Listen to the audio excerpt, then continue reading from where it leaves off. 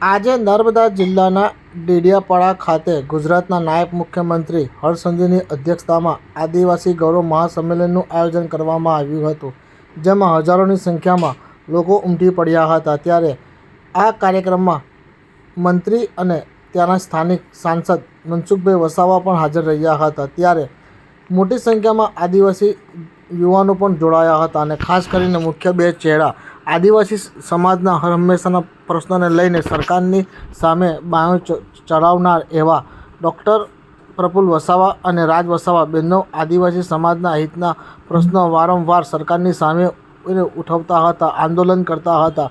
તેઓ આજે ભારતીય જનતા પાર્ટીમાં જોડાયા છે, જેને લઈને નર્મદા જિલ્લાનું વાતાવરણ ગરમાયું છે। ત્યારે આ કાર્યક્રમ બાદ ગુજરાતના નાયબ મુખ્યમંત્રી હર્ષ સંઘવી શું કહી રહ્યા છે, સાંભળીએ વિડીયોના માધ્યમથી।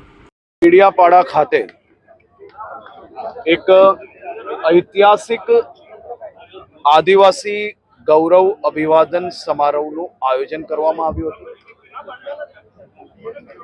હજારોની સંખ્યામાં આદિવાસી સમાજના યુવાઓ વડીલો સાથે મળીને આ આદિવાસી ગૌરવ યાત્રામાં જોડાયા, સભામાં જોડાયા અને ખૂબ મોટી સંખ્યામાં લોકો આજે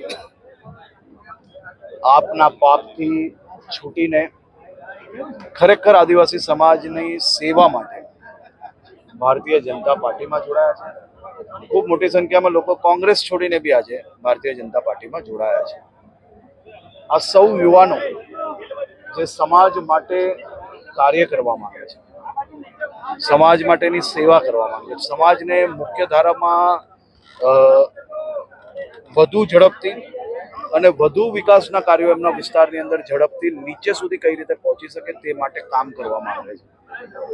આ યુવાનો આ બધી જ પાર્ટીની જે વિચારધારા છે કે કઈ બી કરીને આદિવાસી સમાજને મુખ્ય ધારાથી જોડતા કે મુખ્ય ધારામાં જોડાયેલા લોકોને કઈ રીતે રોકવા, એમને ગેરમાર્ગે દોરાવવા, એવી વિચારધારા છોડીને સમાજના હિતમાં આ સૌ લોકો ભારતીય જનતા પાર્ટીમાં જે જોડાયા છે, સૌનું હું સ્વાગત કરું છું।